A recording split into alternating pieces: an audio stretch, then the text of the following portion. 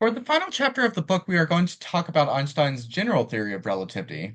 Whereas the special theory only dealt with inertial reference frames which had constant velocity, the theory of relativity is also capable of talking about acceleration, and in doing so, actually ends up coming up with a model for gravity that we have talked about slightly, but which does contradict the ideal of Newton's model of gravity.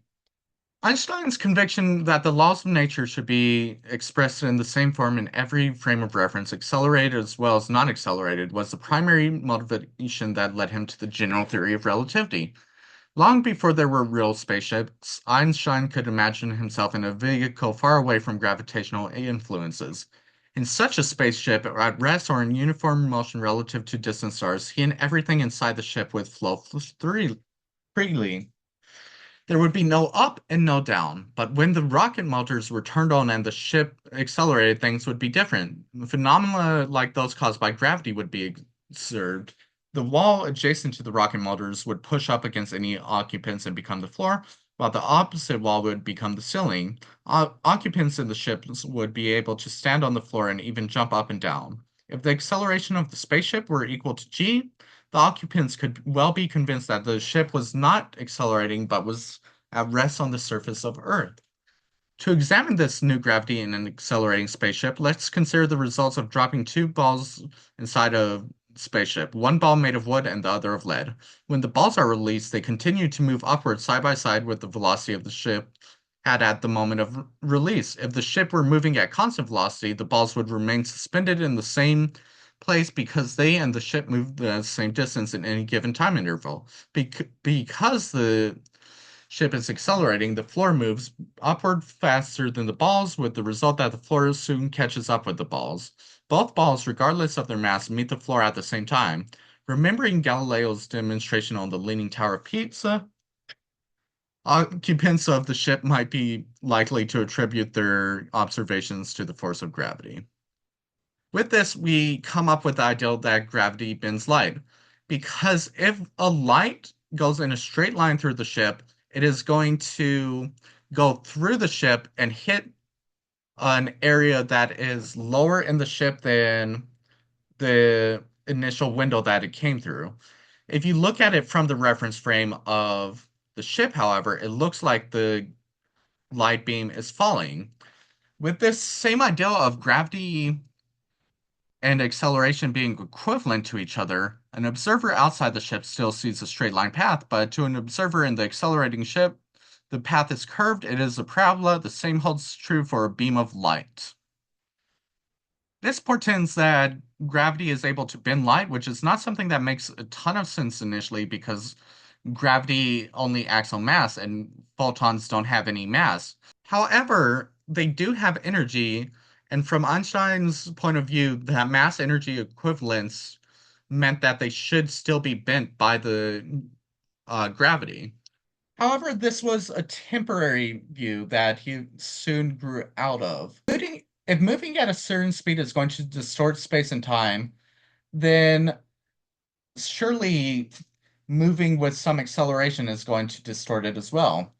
In order to demonstrate this, we think of centripetal acceleration, where a clock on a spinning table will have different speed/ accelerations depending on its distance from the center of the disk. The centripetal acceleration of the disk causes the value of pi to change as you go along the radius, as the tangential velocity causes the circumference to change according to length contraction, as well as changing the time read on clocks of various radii. Space-time is therefore warped by acceleration. If we then believe in the equivalence of gravity and acceleration, gravity also changes space-time. This bending of space-time is why light bends in the presence of gravity. It doesn't have to do with the energy necessarily. You can think of it that way, but according to what Einstein eventually came up with, it should just be a property of acceleration bending space-time, and therefore so does gravity. You can kind of think of the warping of space-time in a way where gravity is pulling down on a sheet or on a rubber sheet where Depending on how close you are to a gravitational source, there is going to be more or less of space bending around it. Therefore, as you get closer to the gravitational force, you are going to be closer to bent space, which means that, or bent space-time rather, because both space and time are different. In the same way that an object will roll down a hill, you will be pulled down towards the object by space-time, and this is what accounts for gravitational force in Einstein's view. He doesn't view gravitation as a force, he views gravitation as mass warping space-time, which causes there to be motion towards the mass. Additionally, all atoms emit light at specific frequencies characteristic of the vibrational rate of electrons within the atom. Every atom is therefore a clock, and a slowing down of atomic vibrations indicates the slowing down of such clocks. An atom on the sun should emit light at a lower frequency, slower vibration, slower vibration than light emitted at the same element on Earth. Since redshift is the low frequency of the visible spectrum, a lowering frequency shifts the color toward the red. The effect is called gravitational redshift. The gravitational redshift is observed in light from the sun, but various disturbing influences prevent accurate measurements of this tiny effect. It wasn't until 1960 that an entirely new technique using gamma rays from radioactive atoms permitted incredibly precise and confirming measurements of the gravitational slowing at the time between the top and bottom floors of a laboratory building at Harvard University. These days, we do need to account for the slowing of time at higher gravitational fields because we have satellites which are in lower gravitational fields which are beaming back information to us which run our GPS. If the GPS is not accounting for the bending of space-time, then it's not going to give you a very accurate reading of where you are in relation. Another consequence that's less obvious is that planets orbit the sun and stars in elliptical orbits and move periodically into regions farther from the sun and closer to the sun. Einstein directed his attention to the varying gravitational fields experienced by the planets orbiting the sun and found that the elliptical orbits of the planets should precess independently of the Newtonian influence on the planets. Near the sun, where the effect of gravity on time is the greatest, the rate of precession should be the greatest. Far from the sun, where the time is less affected, any deviations from Newtonian mechanics should be virtually unnoticeable. Mercury, the planet nearest the sun, is the strongest part of the sun's gravitational field. If the orbit of any planet exhibits a measurable precession, it should be Mercury. And the fact that the orbit of Mercury does precess above and beyond effects attributable to other planets have been a mystery to astronomers since the early 1800s. Where precession is the type of motion that you see where the orbit itself is moving around the axis of rotation on the right-hand side. Careful measurements showed that Mercury's orbit precesses about 574 seconds of arc per century.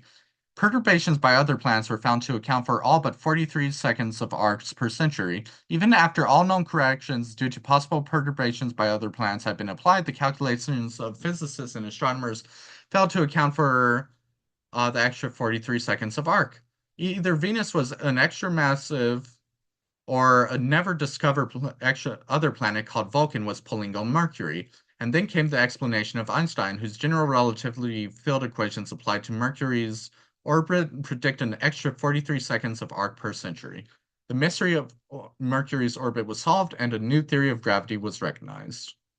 Finally, we are going to talk about gravitational waves, which were only measured very recently, I think around 2017. Every object has mass and therefore warps the surrounding spacetime. When an object undergoes a change in motion, an acceleration, the surrounding warp moves in order to readjust to the new position. These readjustments produce ripples in the overall geometry of spacetime. This is similar to moving a ball that rests on the surface of a waterbed. A disturbance ripples across the waterbed's surface in waves.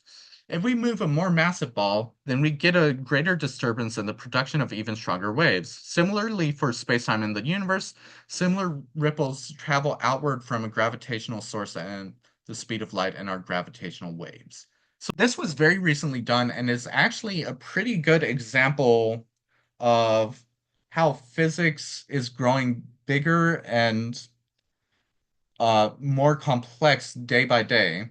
The team that discovered this was called LIGO, and it was a project run by a UCR professor now who won the Nobel Prize. But basically, you had two detectors across the country, across the United States, which were used to make extremely precise measurements with respect to each other. And using these extremely precise measurements and this massive detector, which, as I said, is the size of the United States, they were able to understand and test Einstein's theories, uh, which, for one thing, is about 100 years after he came up with them, but for another thing, is just proving that we are still on the frontier of physics. We are still learning new things. Humanity has been searching for meaning and for answers to the universe for time immemorial. And an understanding of physics is going to be at the forefront of an understanding of the universe. Thank you for your time this class. That is going to be it.